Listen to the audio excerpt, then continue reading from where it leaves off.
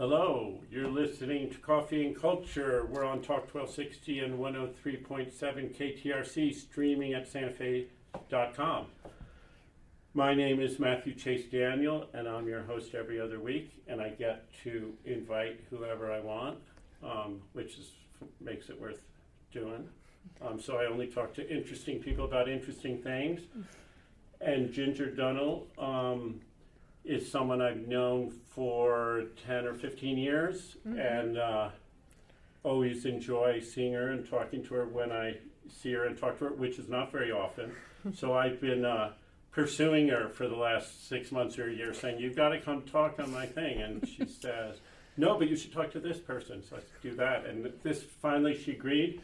And she suggested that Josie Lopez also talk with us, and Josie is the curator at the Albuquerque Museum.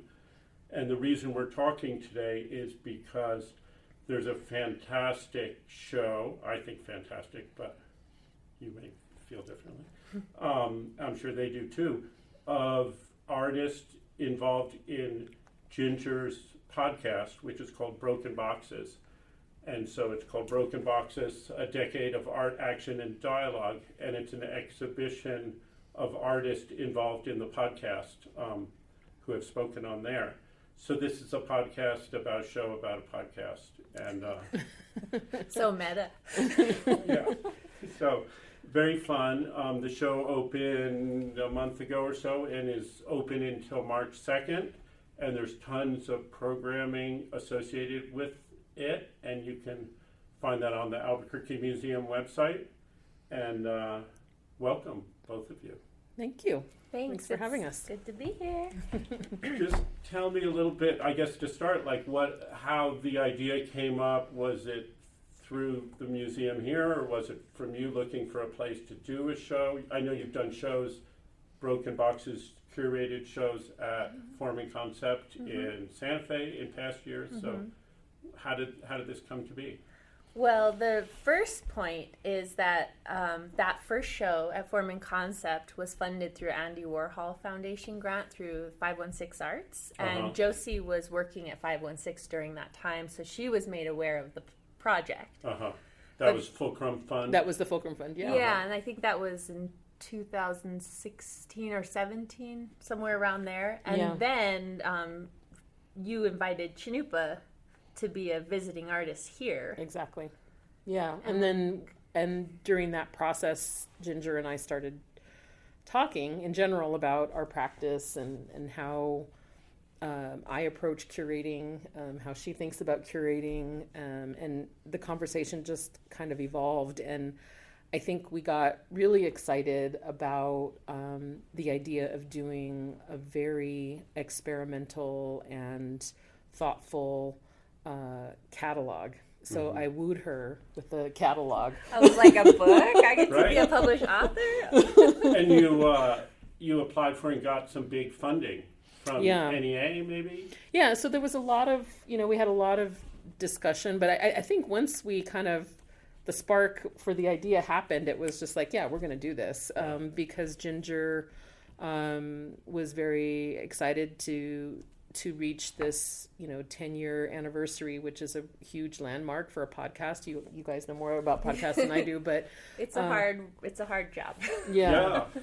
And I mean, maybe that's that was part of the conversation. And so but also for projects like this was 3 years in the making. Like that conversation happened literally 3 years ago. Wow. Yeah. And so but I think what's special about it, the way that we cultivated the relationship, is that it very much reflects, I hope, how Ginger cultivates the relationships with the artists that were included in the show and in her podcast. So there was this idea that we're going to take the time, we're going to take care of all of the folks that are included, including paying them. So we were able to get funding from the National Endowment for the Arts, as well as the Andy Warhol Foundation. Yeah. And so we were able to make sure that we both felt really good about the approach to curating the exhibition and also working on the book. Yeah.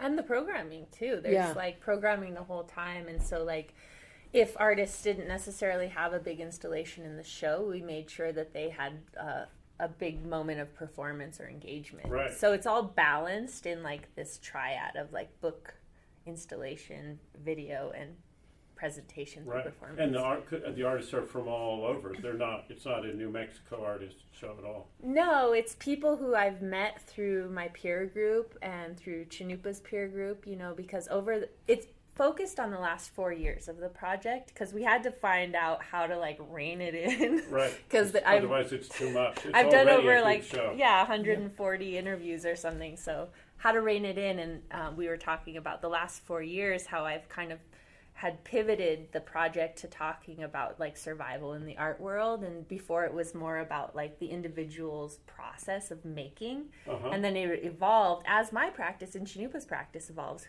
Right. So most people probably know, but Ginger's partner is Chanupa Hunska-Luger, who's an artist who I believe you met at IAIA many years ago. Around that time, yeah. Were you a student there? Or no, I was working in the film industry, and a mutual friend, the werewolf Michael Wesley, invited me to DJ at the Humble, which was an underground kind of indigenous art space, an alternative to the Santa Fe Arts. Right, was a part of. Yeah, it was out of his warehouse. Right. So it was, we were just pals for like years, you know. And that's like 15 or 20 years ago. Yeah, we're celebrating our 16-year anniversary. Nice. You know, so like this year. So we met a couple years before that. It's been a long journey. Yeah, that's great. That's and the work goes out as Chanupa's work, but you're very involved in it's work that you do with him, and as a family, it seems like you're working together, you're helping get it out and organize, like you have a very strong role in the... Yeah, I don't make the art at all, and he's very strong hand of what his opinions are and his aesthetic and his ethos, but I am an art studio director, and I learned that role through his practice of like our need to survive. Right. And so I've kind of like come up in understanding the art world through his practice coming up. But yeah, I don't work with him or for him. I work alongside him. So in what you were saying about focusing it on the last few years of the podcast, when you pivoted to like, how do we survive in the art world, you have your own experience in that, because you and Chanupa together are surviving in the art world and thriving, I must say. Yeah, just cultivating joy and happiness while we're sharing important ideas with the world. Yeah, that's great. Mm-hmm. One thing about the show that I remarked on is that there's a lot of work which deals with pain and trauma and generational trauma, but there's a sense of joy that comes through all of the work. And so there's this woman, Jazz Money. She's a poet from Australia, indigenous poet. And she says, we do this work and we explore all this past and trauma in order to live our lives in joy, not in horror. And I feel like that. Sometimes I fall asleep at night listening to the radio because it helps me fall asleep. And I woke up in the middle of the night and I heard her read a poem and do that. And this was just a couple nights ago, and I knew I was coming down here. I was like, that explains it perfectly. I'll find her. That's her beautiful. name.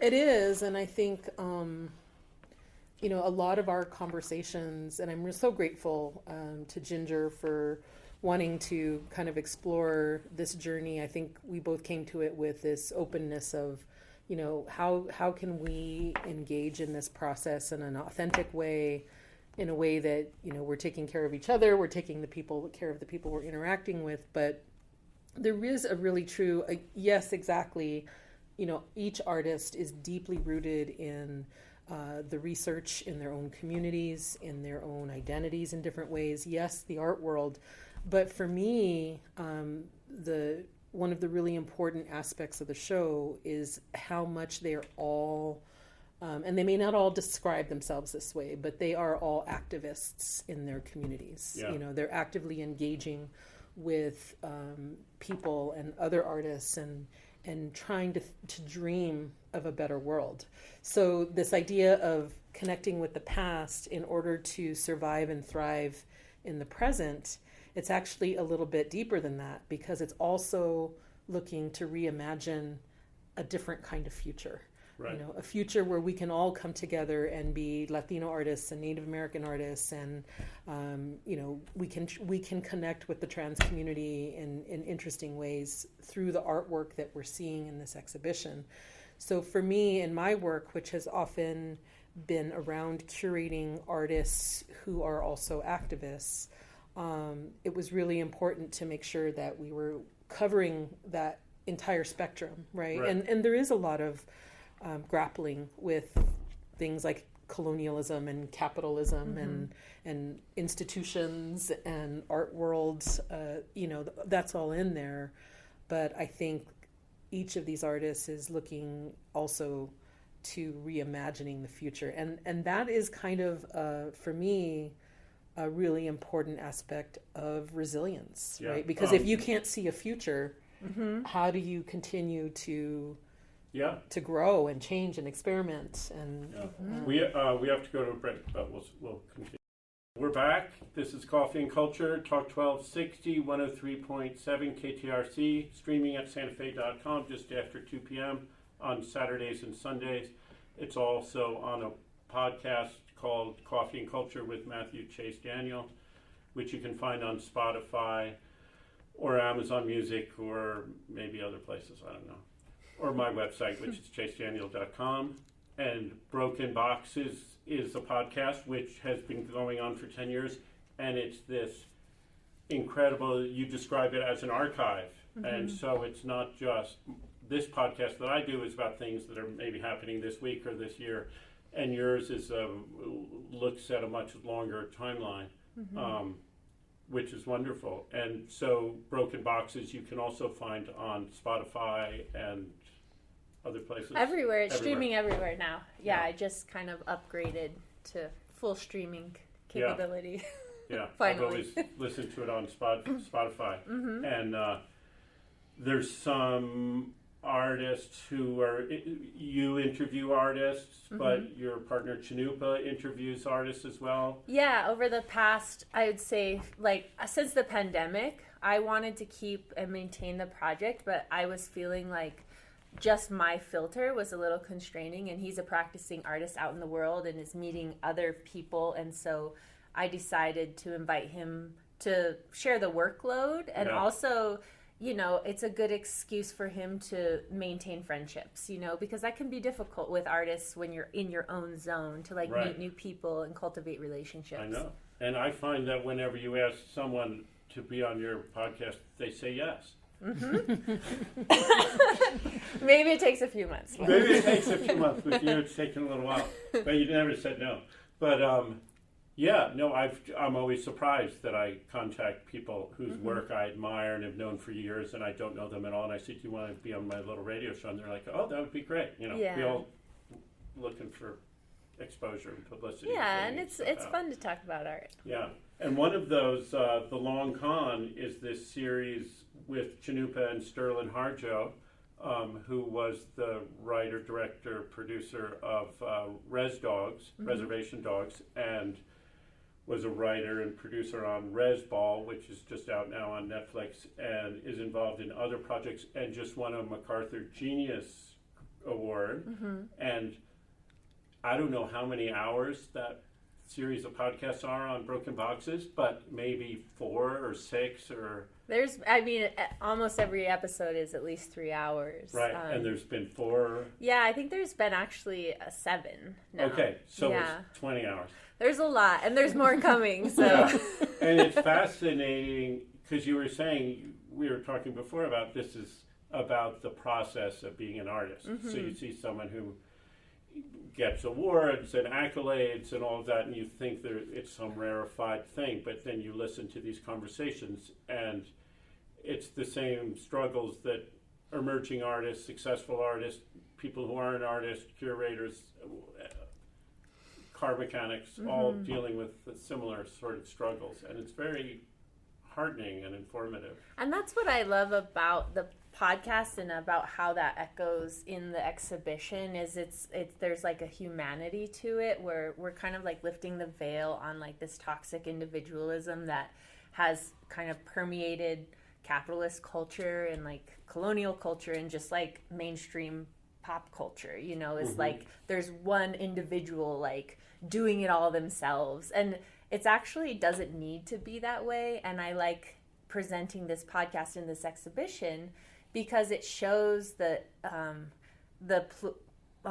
plurality of like what it takes to actually have an ecosystem to create and feel safe. And also if you're failing, you can ask people for advice or listen in on advice. And like all of the artists exhibiting our community, they're friends with each other, many of them, you know. And so it's like this, if there was an activism in this exhibition, it's like dismantling toxic individualism pretty much, and lifting that veil and that old weird stigma of like the one genius artist in their studio alone. Right. And I love that about Sterling. Like, he's one of my best friends, you know, and we're always joking about how we're perceived versus how we really are. Yeah. He's one of the most sensitive people I've ever met, you know, but people wouldn't know that about him, you know. Right. And that film that you're showing, so on Saturday, November 2nd, from 1 to 8 p.m., there's a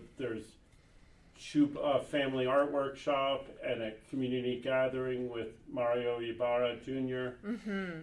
And then a conversation and a film, a conversation between Sterling and Chanupa, but a film. And I believe it's a film that I've seen, which Love and Fury. Is that filmed during the pandemic? Kind of right before the pandemic. So that's the one where Chanupa was invited to go to Plymouth. And, yeah, so I've seen that film. And that film exemplifies what you're talking about in terms of it not being this rarefied thing. It's this long film, at times almost boring. He like mirrored people it. Playing music in some weird venue in Tulsa. But it's great in by the time you're done watching it. It's just so enriching. Yeah, he mirrored it after like Heartworn Highways, which it's like he describes Love and Fury as a poem to the art world, you know, to native art and where native art is right now, because it's blowing up and like penetrating into contemporary art, but it's always existed as an ecosystem, and he's kind of sharing that vulnerability. Right. I think it's really special, and it is like it's hard and complicated and annoying and eerie and boring. And it's visual art and music and other performance. But it's also super powerful because in some of the podcast conversations between Chanupa and Sterling, he really talks about the importance of Indigenous artists not changing a narrative in film or in writing or whatever form he's working in, but actually taking ownership of that narrative, right? So there's a difference between saying we have to change a narrative or we have to, you know, come to the table or be welcome to the table. You know, what he's talking about is actually taking ownership of and being able to say, these are Indigenous narratives that are being told by Indigenous people. He's building his own table. Yes. Yeah. That's cool. Yeah. I love that. And I think that for me, that's what's really resonating in the work that, you know, that Sterling is doing certainly in film, what Raven Chacon and Laura Ortman, who are also included in the exhibition, they're doing similar kinds of work, you know, in the music world, where they're pushing the boundaries and challenging what are considered, you know, the canon or the norms of and by reclaiming that, then that's really making a difference. And that's the authenticity that we wanted to come through in this exhibition as well, is we wanted the artworks that were being included in the space to take over the whole museum. Like we're all, you know, there are installations all over the place, but it's creating the space for artists to be able to tell their stories from their perspective, and to connect with their communities in their ways. And so I think that was really very much the underpinning of the project, that is easy because Ginger has already built it through the podcast. Right. Yeah. Yeah, I mean, in the wider culture, there's a lot of misconceptions about indigenous artists and indigenous art, and that there's, this is traditional and this is contemporary, and this, where do those divide? And indigenous art is art made by indigenous people and often reflects cultural values, and maybe sometimes doesn't, reflects, like, we're all complicated people with lots of influences, Yeah, and one thing that I love about this show and my practice in general is around like kind of dismantling silos as well. So it's like this show has primarily like artists of color, indigenous artists, and queer artists, but it's not only that. It's not sanctioned off to be that. Right. And I think that's really important that we get to be side by side and get to be in community with each other, to learn from each other. And where intersectionality, which Kimberly Crenshaw coined, is around like the shared suffering a lot of times, and like around shared traumas and how we can bond over that. I like to think about the work I'm doing as kind of like in tandem with that, but a little bit different, where I'm talking about like the shared joy and like how we can like move forward together in this healing process, and without it being blatant, but it kind of being an undertone of all the work, where this isn't a queer show, but it's a gay ass show. Can I swear? Sorry. No, that's all right. But you know what I mean? Like, You're in talking Josie's, about a donkey. yeah. Well, Josie's really like helped to uplift that vision, like, and hold that. And I really appreciate Josie's curatorial like respect to all these nuances. Yeah. Yeah, that's... we have to go to a break. We'll be right back. Sorry. Perfect. We're talking with Josie Lopez and Ginger Dunnill about the Broken Boxes show at the Albuquerque Museum. Yeah. You're back listening to Coffee and Culture. My name is Matthew Chase Daniel. I'm talking with Ginger Dunnill and Josie Lopez. We're at the Albuquerque Museum in this nice little conference room on a sunny day in October. It's cold at night and warm in the day. It's my favorite time of year. And Josie, you were about to say something. Yeah, I was just going to, engage in this idea a little bit with sort of the intersectionality of the exhibition. And one of the things that I love about the way that it turned out, and Guadalupe Maravilla, who's in the exhibit, I love when he talks about how you have to let the process play out. You have to trust in the work. You have to trust in each other. You have to trust that these artists are going to show up. And they did. I mean, they showed up in a huge way. And I think that's a testament to the relationship building that Ginger, has been doing for all this time. And so it's a really different way of curating. It's not like some projects that I've worked on where I'm the person who's coming up with the big idea, picking the artist, selecting the work, and it really becomes a reflection of my own art historical vision or, whatever that is. In this case, it was very much meeting with every artist, understanding what they were working on, what they wanted to bring, and having, being open to saying, we want to incorporate those conversations into the show itself.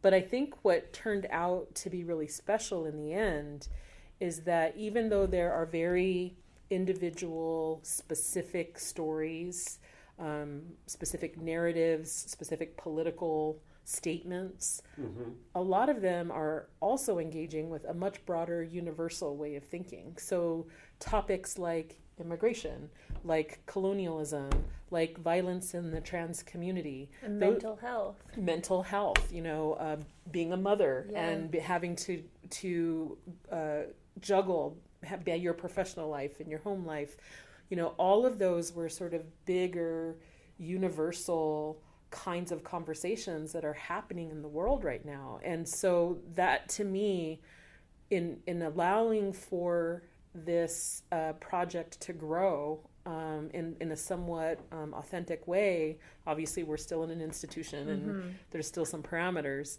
But within that, as much as we could, I do feel like we were able to honor those specific stories and still connect in a really beautiful, universal way that I hope when visitors come to see the show, they're going to really feel that. Yeah. There's a real consistency in this show, and it has to do a little bit with that trauma and joy connection.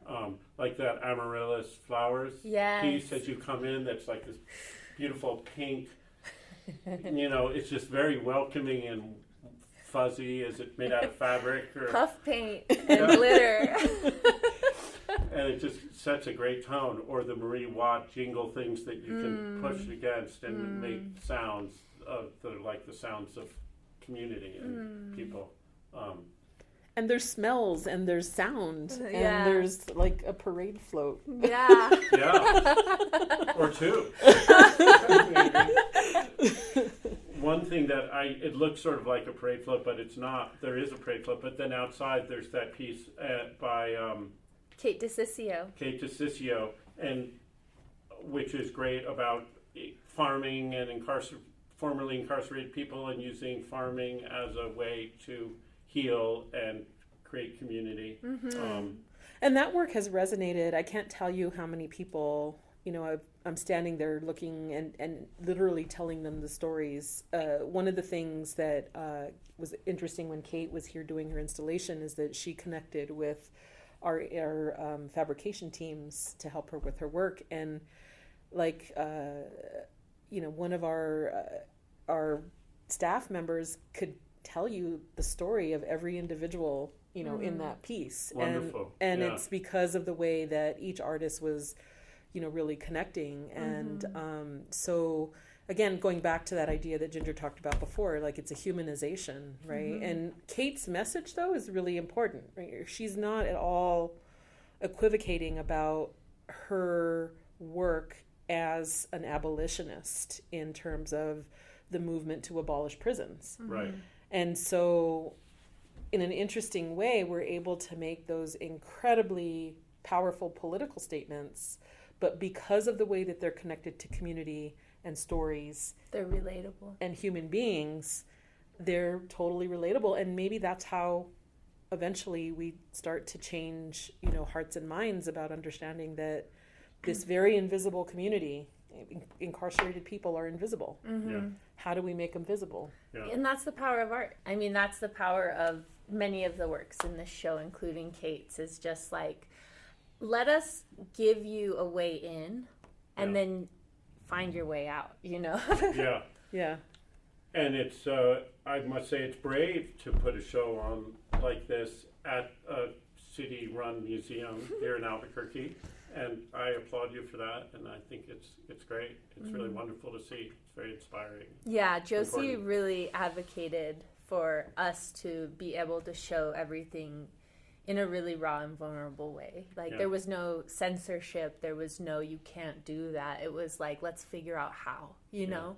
And I learned so much around curating from Josie of, like, what's possible if you're, like, not afraid to ask and advocate for. Yeah. And I do believe that there is so much power of shifting systems from within. And it just takes one person with, like, a clear vision like Josie to, like, lead that. Right. And I think she should be an example for many people working in these types of institutions around what is possible. Yeah, good job. Yeah, and again, we have a director who supported our project, of course, the City of Albuquerque Arts and Culture. We don't exist without public funding. Right. And so that's another reason why I feel there is a commitment to diverse communities of Albuquerque. Maybe we don't speak to every single community in this exhibit, but we are speaking to some communities that this museum perhaps hasn't always before. And so that's part of, what we vision as a public facing institution, is that we need to be a museum for everybody. Yeah. And if we don't do that, then we run the risk of being obsolete, right? This is a conversation in museums across the world right now. Yeah. Right. Is like, how do we stay relevant? How do we engage younger audiences? How do we connect with communities outside the usual arts supporters? Right. Yeah. And do better. And do better. It's really changing, and so many people get so much entertainment, on their phones and on their TVs and their computers. And why would they go anywhere? yeah. How do you get them out the door? Because you can't touch jingle clouds on your phone. That's right. Yeah. Good point. You can in the gallery, but not in the phone. And there's a physicality to these works too. Yeah. That's something else that really holds them together. Well, yeah, the scale was really important to us. We wanted big, in your face, and that was, the Each Other Wolf that Marie and Chanupa made that greets you right after Amaryllis's piece. Yeah. That was, Josie was like, we need that wolf. Nobody here has any idea, what's coming. We need that in your face. It's great. So we were talking about Kate DeCiccio. So she and Chip Thomas, Jetsonorama, are in conversation on October 17th, which is a Thursday at 6 p.m. And Chip Thomas is an artist, he is a doctor, but he, for 36 years or something, lived on Navajo Nation. He went there to go there for 2 years, and he stayed for 36. And now lives in Flagstaff and does large-scale pasted photo murals and other photography. And he's got a huge mural about the atomic age. And yeah, and I'll speak to that one a little bit. Yeah. Again, we were trying to leverage as many resources and spaces as we could here at the museum. So the museum has a visiting artist program. Oh, wait, Josie, I'm sorry, we got to go to a... Okay. I keep interrupting you, so I'm going to do it again. We'll be right back. Okay. You're back listening to Coffee and Culture, you know where. We were talking with Josie Lopez about leveraging different spaces at the museum. Yeah, so we, there, as I mentioned earlier, there's Kate's incredible sculptures in the atrium, and then right next to it is Chip Thomas's, one of his large photo murals, which are stunning, and I've been looking at them for a long time, and I think actually the first time I saw it was in your Form and Concept show. Yeah. But his work, he really wanted to think about the atomic age and how New Mexico, and specifically communities that are Dene, were being impacted by the nuclear, impacts. It's been really interesting to see how the different artists have connected with different projects in the museum. We had an exhibit that our history curator Alicia Ormedo did called Nuclear Communities that was happening at the same time that Chip was installing his installation. And then when Kate was here, it turns out that Kate and Chip have known each other for many years. Oh, wow. And she went and actually stayed with him and worked with him a little bit in the... Chip is how I met Kate. Yeah. So it was a phenomenal experience for me and super interesting as I met each artist, understanding how they're all interconnected with each other through different projects. Tanya Iguiniga and Guadalupe have both worked together before, even though one lives in LA and the other one lives in Brooklyn. So there were, and Tanya's work is really, I think, an example, Ginger, I think you agree, of just the connections. Yeah, she made work for 3 other artists in the show. So she's 3 people she's friends with. So Guadalupe Maravilla and Castles, who's the trans artist in the show, and then Chanupa. And she's collaborated and worked with them all. But the 3 pieces, she called them and asked what they wanted. And she created work in response to that. And it was kind of up to the last minute receiving her work. It was the last piece, and we didn't even know what it was because she was building it till the last second. And when it was unboxed, Guadalupe, we were thinking, okay, everything's going to be probably about this size or this size. And it was a 40-foot long rosary. And we were like, pivot. We got this curatorial kung fu. That's on that central wall in the big gallery. It was gorgeous, but everybody was like, whoa. Right. So in curating this show, you weren't picking pieces. Sometimes you knew what it was going to be, and sometimes... We commissioned some. We had enough funding to select. And we weren't even calling it commission, but we were calling it an invitation to respond and create something new. And Tanya was one of those artists we invited. That's fantastic. I'd say there was a handful. You know, there were a few video artists that made some new work. Amaryllis and Tanya and Mario's parade float. It was great having him here. He engaged with the museum in a huge way, and we're excited to have him back. He's a big, beautiful energy. You definitely have to come and meet him on November 2nd. Nice. Yeah, that sounds like a good day. Mm-hmm. What else do you want to talk about? We got another 5 minutes or so. Oh, cool. Well, I think one thing that I really wanted to talk about is just my appreciation for being able to like dream of something so complicated and have the support to have it realized. It's my first time curating a museum show, and I'm not like a curator. I work in the arts, you know, but just being supported by the Albuquerque Museum team and learning from Josie has been really informative to me. And making a publication, like that was a big project. Oh, yeah. Tell us about the book a little bit. Yeah, so the book was really interesting because it's not a traditional catalog, and we definitely didn't want it to be. So we knew that because we were centering the podcast, we were centering these relationships, that we wanted the book to just be visually stunning, first of all, which it is. And Ginger gets a huge amount of credit because she spent hours and hours and hours going back and forth with the designers at UNM Press. So thank you to UNM Press for taking this project on and really buying into the process that we developed from the very beginning, which was that this was going to be a creative exchange and that we were going to allow for possibilities, that we were going to test, you know, what we could do. So having a section for each artist and showing the artist process rather than just these splashy images of the finished artwork, which is often what you see in a catalog. Right. Yeah, it's more of an art book, you know, and it's like a really juicy narrative too, because we invited all the artists to contribute original writings if they wanted, but then we also had like a little section of the podcast actually transcribed. So there's, you know, poetry in there from Laura Ortman, and then like Chip has like some beautiful imagery of his work, you know, and there's just like it's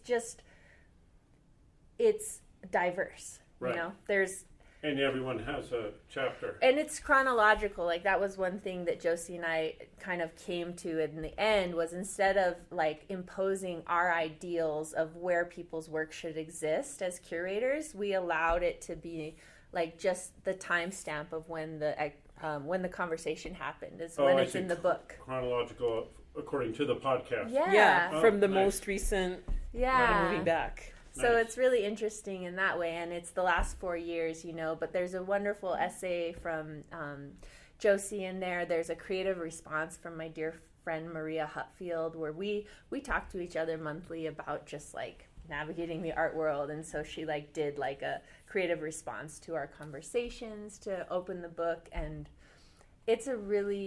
I'm really proud of it. You know, I feel as like a first book to be an author of and to be a co-author of, you know, I feel really proud to share it, and I hope it travels far and wide. Yeah.